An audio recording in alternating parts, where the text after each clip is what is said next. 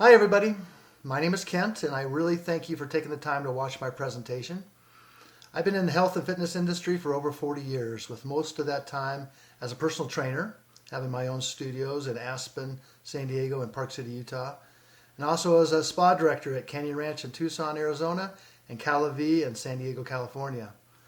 But my life changed completely about 25 years ago when I discovered the power of a low-fat, whole-food, plant-only diet. I had clients that I couldn't help with all the exercise in the world with cancer, heart disease, diabetes, and I had to learn something to help these people I've become so close with.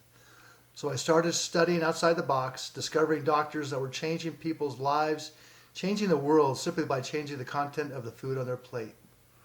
So this presentation is all about the power and the importance of the whole food, plant-only vegan diet. I hope you enjoy it. I think it's super important. When it comes to finding the best diet for the human species, there's no better way than to look around the world and look for regions that live the longest with the least disease. And that's exactly what National Geographic did. They put a team together over 15 years ago to find different places around the world where people live longer and healthier than the rest of the world. And they found these regions in different parts of the world, in California, Costa Rica, Italy, Greece, Japan. And these regions they named the Blue Zone. Every one of these blue zones have lifestyle traits that are very similar, but the one I'm most interested in is what they eat. And all of them live on primarily a whole food, plant-only diet. Mostly plants, very little animal products, and move naturally throughout the day. In one of the blue zones, Okinawa, Japan, the women live exceptionally long, longer than most other women on the planet. What do they eat? And if you look at the traditional diets of more than 2,000 Okinawans, this is how it breaks down. Only 1% of their diet was fish. Less than 1% of their diet was meat, and same with eggs and dairy. So it was more than 96% plant-based, and more than 90% whole food plant-based, very few processed foods either. And not just whole food plant-based, but most of their diet was vegetables, and one vegetable in particular, sweet potatoes. The Okinawan diet was centered around purple and orange sweet potatoes. How delicious is that? Could have been bitter gourd or soursop, but no, sweet potatoes. In another blue zone, Sardinia, Italy, it's the men who live a long time. They live as long as the women and sometimes longer. And it's the same thing. They live on primarily a whole food, plant-only diet and move throughout the day working their crops and hiking up and down hills. But there is one blue zone that lives longer than all of them. And believe it or not, they're in the United States in smog-infested East LA. They are the Seventh-day Adventists of Loma Linda, California. And the Seventh-day Adventists follow a simple law, a simple rule that they learn in the Bible right after God created humans, and that is Genesis 1:29. And in it, it says, I have given you every plant-yielding seed that is on the face of all the earth, and every tree that has seed in its fruit, and you shall have them for food. Like, what is the ideal? What did God intend for creation? Genesis 1:29 is part of the first conversation between God and human beings. And in fact, if you actually read what Genesis says, God told Adam and Eve to be vegans. He said, I have given you every herb-bearing seed, and every fruit that has seed in it. To you it shall be for meat.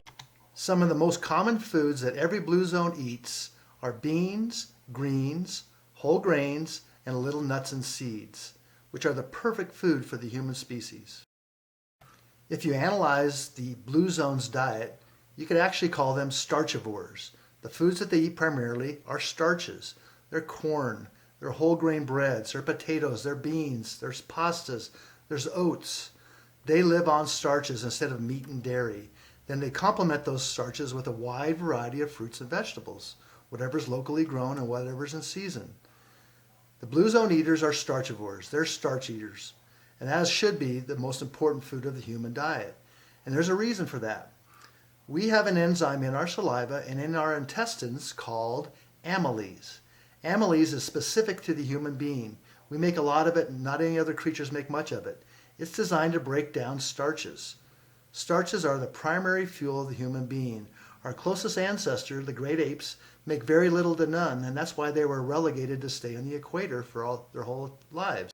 Humans, on the other hand, because of our craving for starches and our ability to digest them, have conquered the planet with rice in Asia and wheat and barley in the Middle East and corn in the Americas, potatoes and beans everywhere.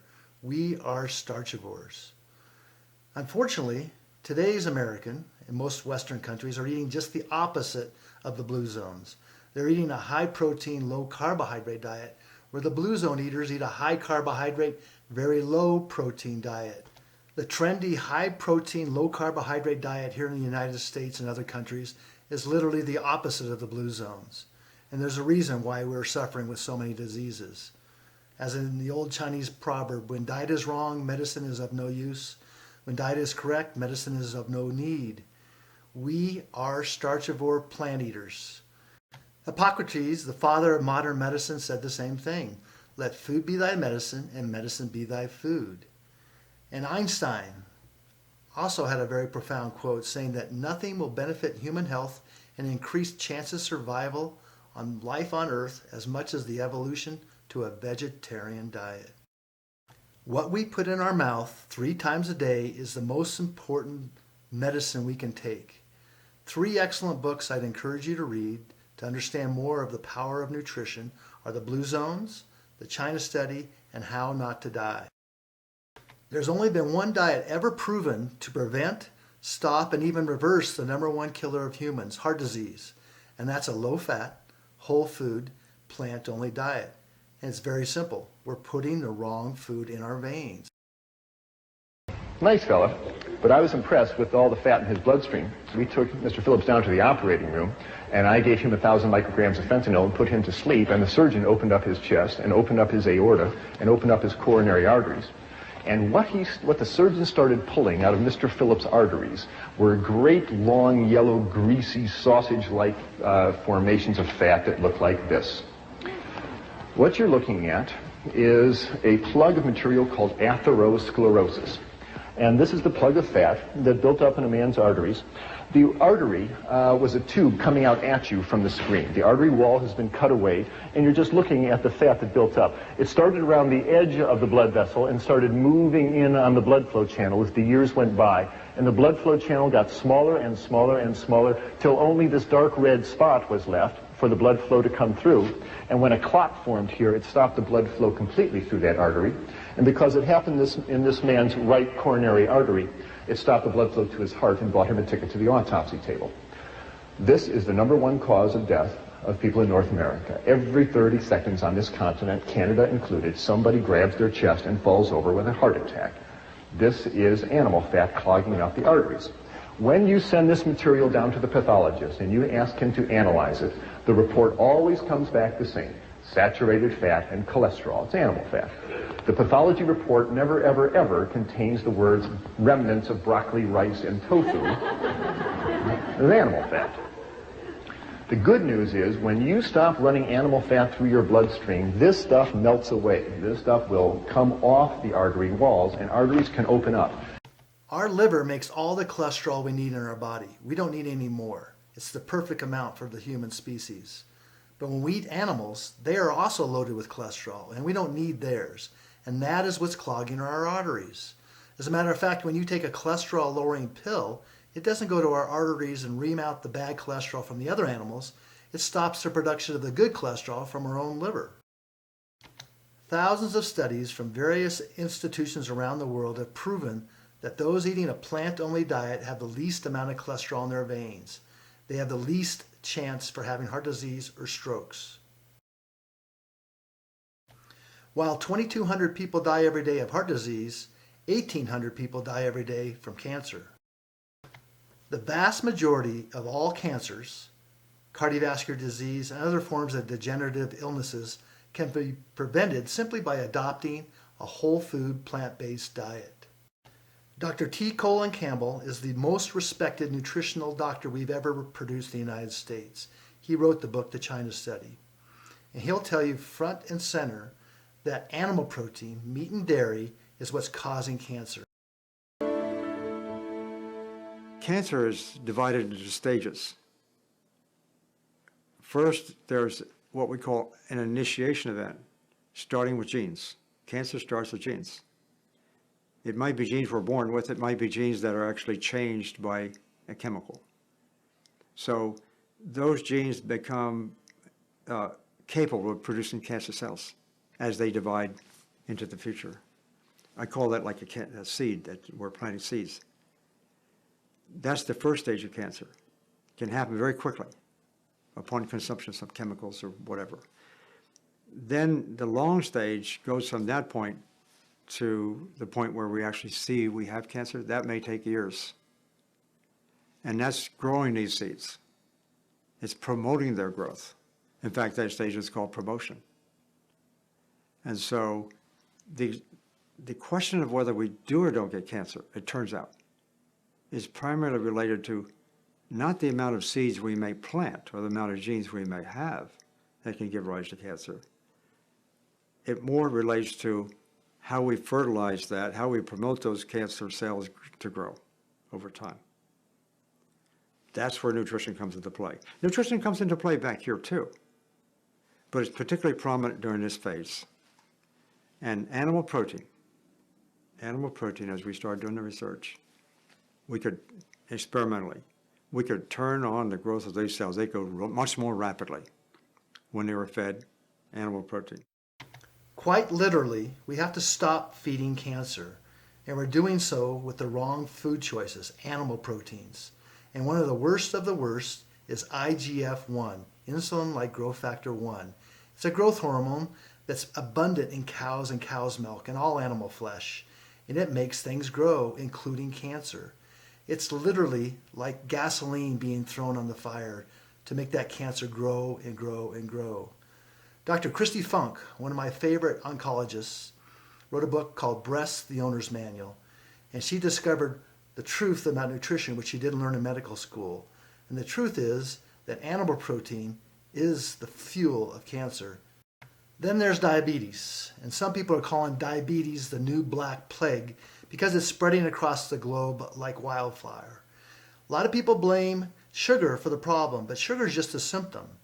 Everything we eat, our body breaks down into sugar, and then it needs to get to the muscles and to the liver and to the organs to work. But when our muscles and our liver and our organs are clogged with fat, animal fat in particular, the sugar can't get to those cells and it can't do their job. So sugar may be the symptom, but animal fat again is the problem. We need to get the fat out of our diet. And just to be clear, the glucose, which is sugar that comes from starchy carbohydrates, is the primary fuel of the human body, not dead, decaying animals. And that glucose, that same starchy carbohydrates, is what runs our brain 100%. Inflammation is at the root cause of all diseases. When our body doesn't recognize a food or a drug or a pill or any foreign object in our body, it causes inflammation and it attacks it. Animal products are one of the worst, as well as processed foods. There's another part of our anatomy getting a lot of attention, and that is our gut microbiome. That's where bacteria lives inside us. Those are the probiotics. And those good, healthy gut bacteria are only fed from fiber, the fiber that can only come from plants. It was just a few years ago that the World Health Organization warned us that processed meats like bacon were more deadly and more cancerous than plutonium, smoking, and asbestos. What the Blue Zones has proven is that those eating mostly plants, very little animal products, and very little processed foods are the ones that are living the longest on this planet. Dr. Esselstyn says, don't blame your problems on genetics. Genetics loads the gun, but it's lifestyle. What you put in your mouth, how you live your life, what you smoke, what you take as a medication is what loads the gun and pulls the trigger. A whole food, plant-only diet is literally the miracle that this planet is waiting for, and it needs to be heard loud and clear. There's a simple reason that all this is happening, and it's because we're eating the wrong food for the human design. First of all, we are a compassionate species.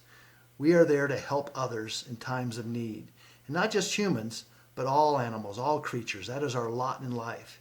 If we see a deer at the side of the road, we don't think dinner, we think sadness, and we think, oh, how sad for that deer. Seeing an animal thrown in a trash bin like this mama pig and her babies infuriates us as a species. That's not who we are. Aside from our compassionate nature, we We don't have the tools to run down and kill an animal. We don't have the speed to run it down. And if we did run it down, we don't have the tools to rip it apart and eat its flesh, or the desire to. We don't have the claws that open up and eat the blood and the meat raw. We have the tools to reach up and grab an apple and pull it off the tree, or reach in the ground and pull a potato out of the ground. We have the teeth that are designed to grind fibrous foods. We don't have the teeth to rip into the neck of another animal or the desire to. That is not who we are. We have very low acidic stomachs. Stomachs designed to break down food slowly. We don't have the power of a powerful stomach like a lion does, that can not only break down the meat, but that can also break down the bones of the meat that it's eating. One of the more powerful indicators that we're a plant-only eating species is our intestinal system. Our intestines are 11 times the length of our torso, longer than any other animal our size. It's designed to take in fibrous foods, pull out the vitamins or minerals, and push the pulp out at the end, virtually like a big, giant juice extractor.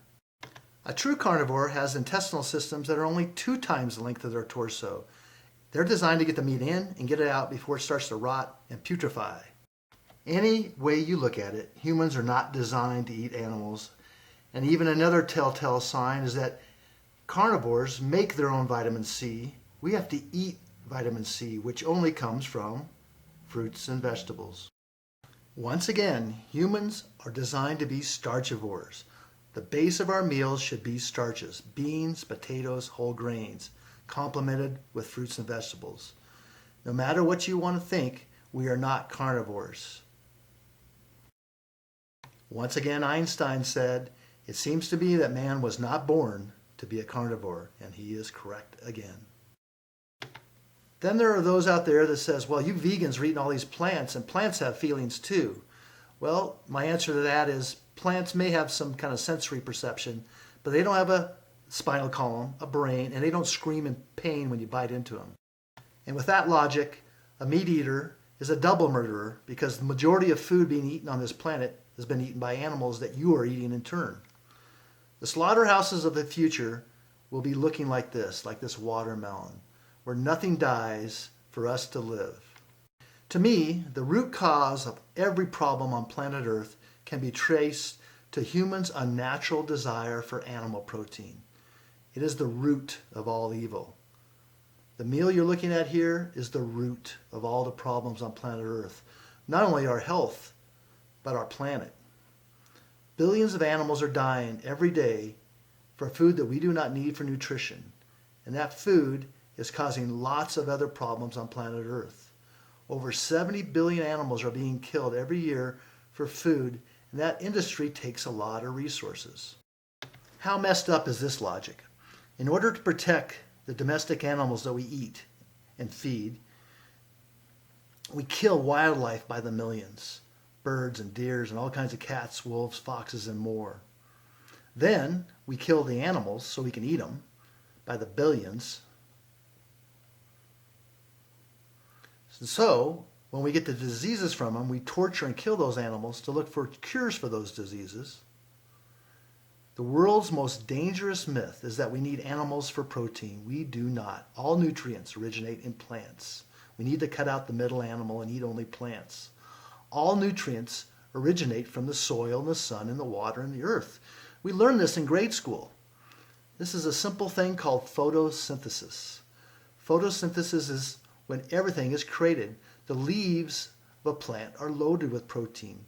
The roots from the plant pull the minerals up out of the earth. All plants have complete protein.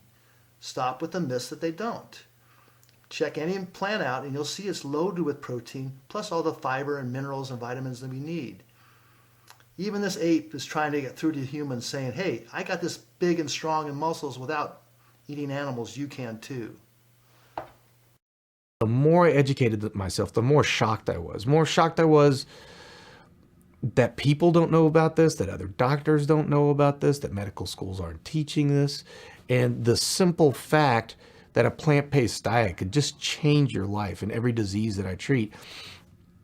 And maybe even worse yet, that the number one advice doctors are actually giving their patients is eat more protein. That's the number one advice given, and that may be the most dangerous. And that's been the most shocking thing I've found through all this.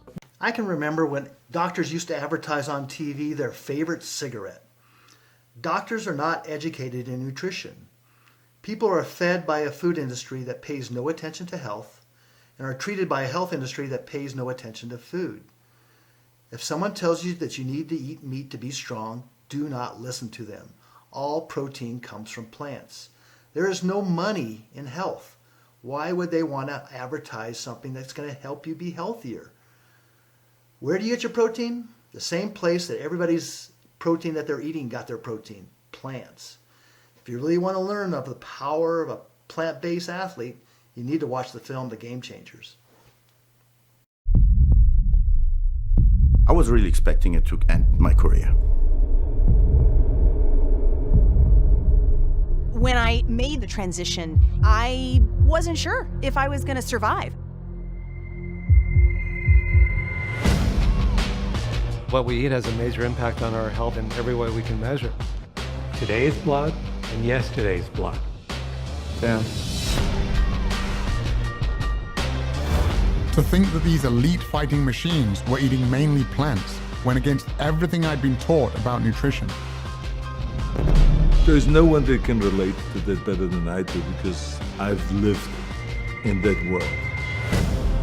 I'm in it just to rewrite history, cause I'm in the mood to label us the leaders of the new school. This ain't for the radio, can't find this on YouTube. This the type of killing that these critics ain't used to. The marketing of food is so misleading. We all need protein, but we don't need it from meat. We all need calcium, but we don't have to get it from a cow. We all need omega-3s, but we don't have to get them from fish. Fish got them from the plants they eat. We all get our nutrients from plants. As a matter of fact, when you start eating only plants, for the first time in your life, you'll be getting all the vitamins and minerals and fiber that your body requires. And if it's your goal to lose some weight, a whole food plant-based diet is the way to do it. Plants are naturally low in calories and very high in nutrients, very satisfying in nutrients. It's the fat that's causing you to get fat. Fat doesn't have to break down into any other substance to turn to fat on your body. There is one vitamin that you can't get from plants, and that's vitamin B12. But it's not really a vitamin, it's bacteria. It's abundant in the earth and it's abundant in streams. So if you want to eat dirt, you can. Or if you want to take your chances drinking water from a stream, you can. Or you can simply take a vitamin B12 pill or spray.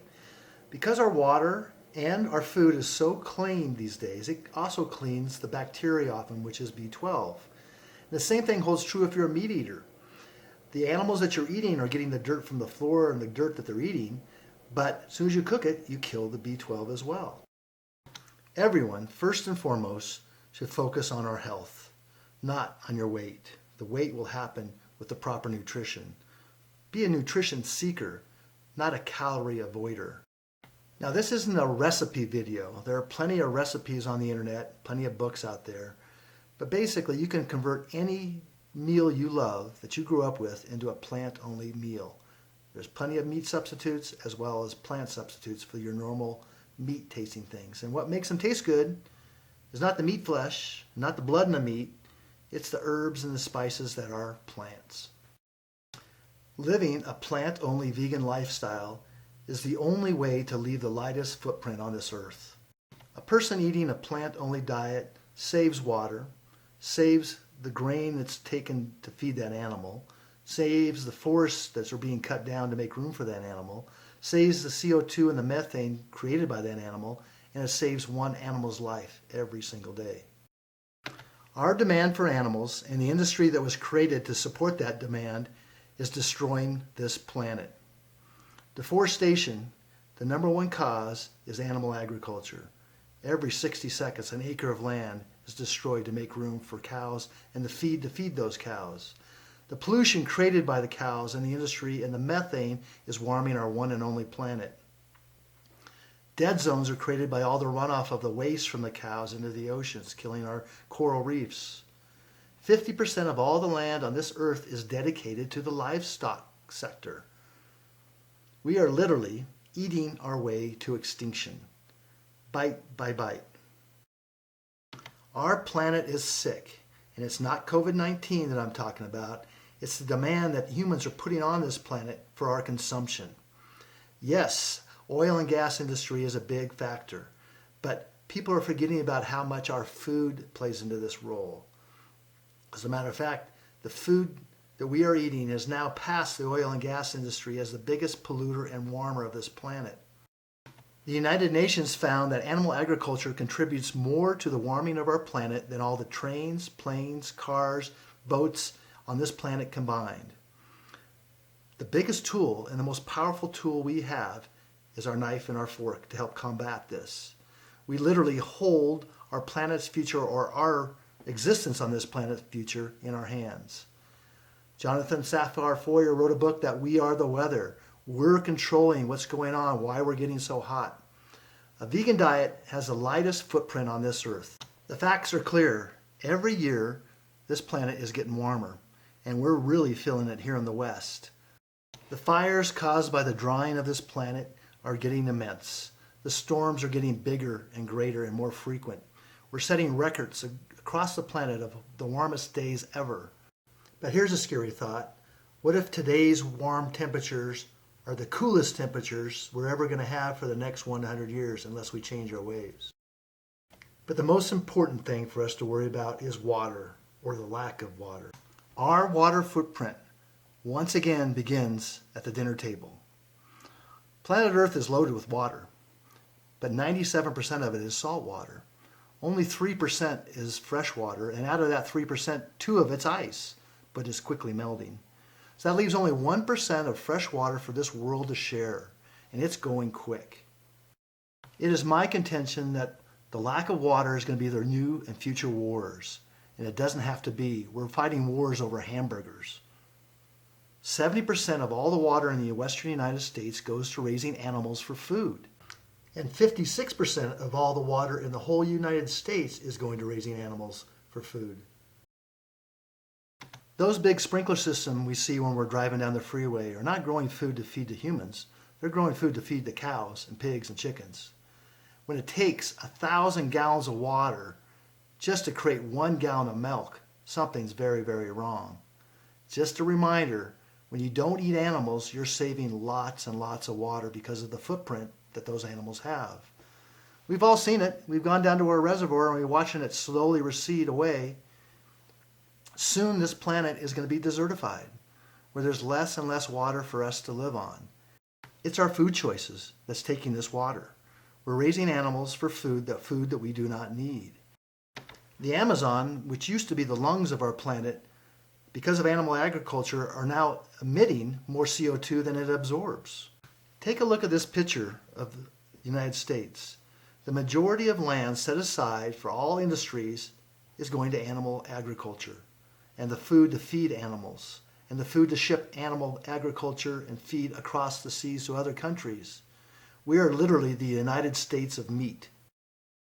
Our food system, in particularly the animal agriculture food system, its carbon footprint has been vastly underestimated.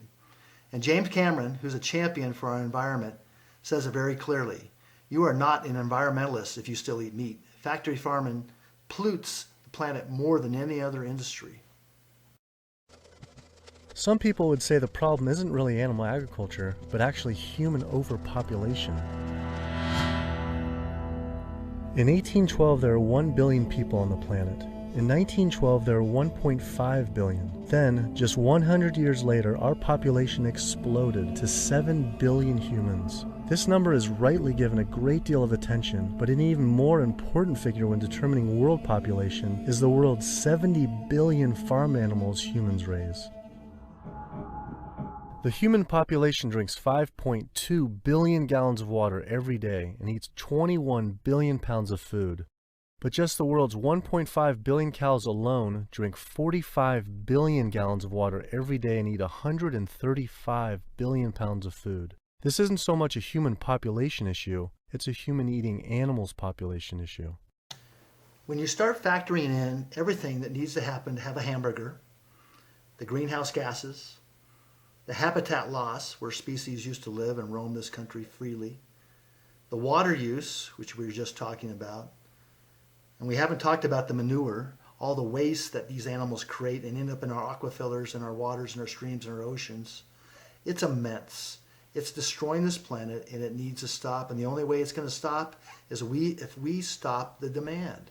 We cannot fail. We have to shift away from coal, oil, and animal agriculture. This is a battle we cannot lose. Veganism is simply the biggest way to reduce our environmental impact on planet Earth. Eating only plants is so powerful. We minimize deforestation. We use much less water. We start growing food that we can feed to everybody, not just the rich. We have less antibiotics, which are causing airborne diseases. Everything about a plant-based diet is better, and the United Nations is telling us that as well. Humans have turned this planet upside down because of our demand for animals. Presently, on this earth, there are more livestock, more animals that we raise for food than there are humans, 37% humans, 67% livestock, which leaves such a small percentage of all the wild animals on this planet. And our population is growing. If we continue to demand animals, there's not going to be enough Earths to support it. If we want to feed the world in this growing population, we need to cut out the middle animal. There are almost 1 billion people that go to bed hungry every night, while cows, pigs, chickens never go hungry.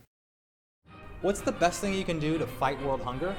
Go vegan. Correct. And we're gonna tell you why. Starting now. It's no secret that world hunger is a huge, crazy problem that affects people around the world. About 925 million people don't have enough to eat. That's more than the populations of the United States, Canada, and the European Union combined. Every 12 seconds, a child dies from a hunger-related disease.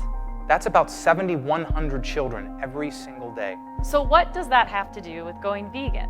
Let's say we have 13 pounds of grain. With that much grain, we could do one of two things. One, we could feed it to a cow and get 1 pound of meat. Or we could just feed that grain to an entire village.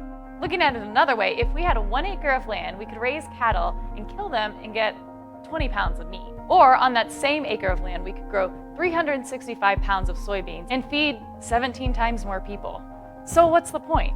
The point is we have enough food on the planet to feed everybody. We already grow enough. But we're feeding it to cows and pigs and chickens, and as a result, we're getting a fraction of the nutritional value back. People deserve better. Help stop the waste of grain and corn and soy and go vegan.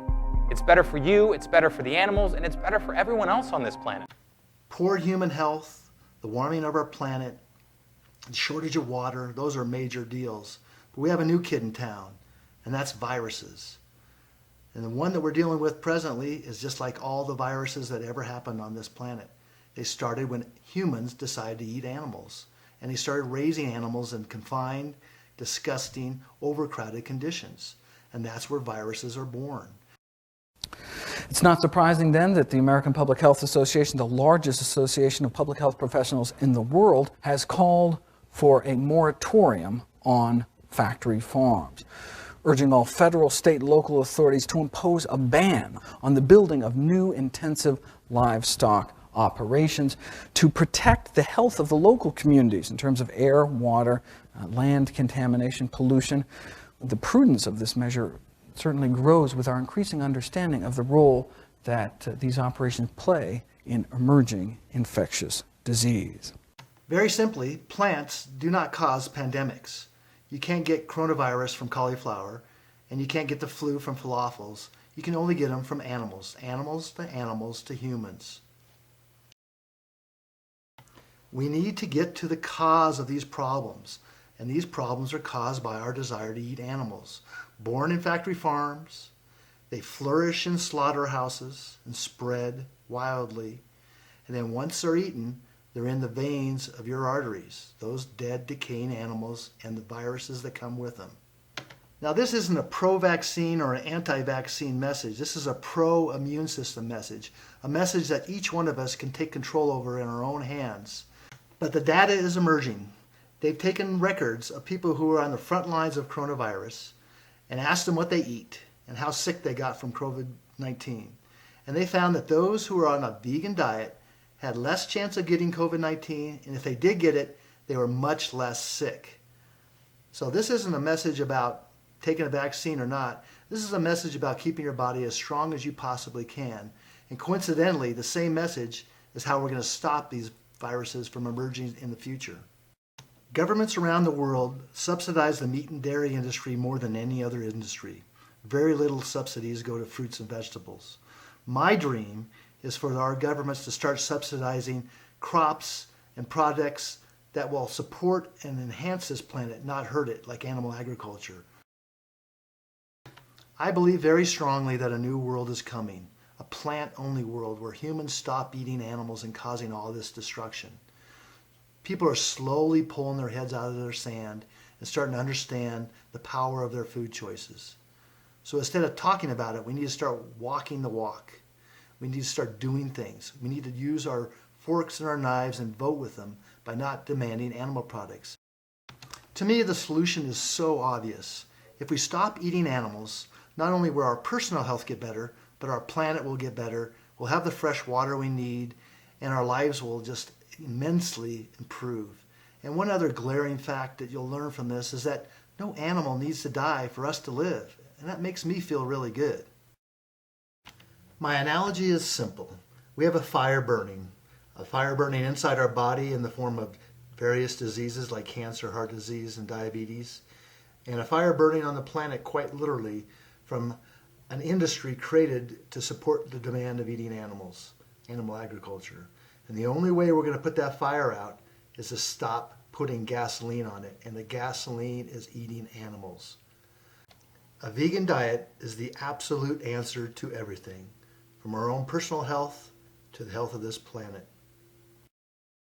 Let me end with a quote from the World Health Organization. The bottom line. The bottom line is that humans have to think about how they treat their animals, how they farm them, how they market them. Basically, the whole relationship between the animal kingdom and the human kingdom is coming under stress. In this age of emerging plagues, we now have billions of feathered and curly-tailed test tubes for viruses to incubate and mutate within, billions more spins at pandemic roulette. Along with human culpability, though, comes hope. If changes in human behavior can cause new plagues, well then changes in human behavior may prevent them in the future. Thank you. There is a reason that today's kids are so upset and so passionate about the environment. We are leaving them a dying planet. So there you have it. I've tried to give you the big picture of the importance of a plant-only diet. First and foremost, for your own personal health. There is not a healthier way for the human species to eat than a plant-only diet made up of whole foods, not man-made processed foods. Whole foods. A good mantra is, if a man made it or killed it, don't eat it. Second of all, our food choices are driving an industry that's destroying this planet. I think you got that big picture very loud and clear. And the only way it's going to stop is if we stop the demand. So, to help spread this message, which I learned 25 plus years ago, I've created a website called onesingleact.org. And you can go to that website and learn a lot of the things I just showed you in this presentation. I also have a Twitter account, an Instagram account, and a YouTube channel, all of them onesingleact.org. And that one single act is real simple. If every human on earth would change their diet from a meat-based diet to a plant-based diet, we can literally save the planet. I hope you got some good out of this. I hope you think about this very hard. I hope you share this with all your friends and family. I think it's one of the most important things we can do as a human species. Thank you so much for watching. I appreciate it.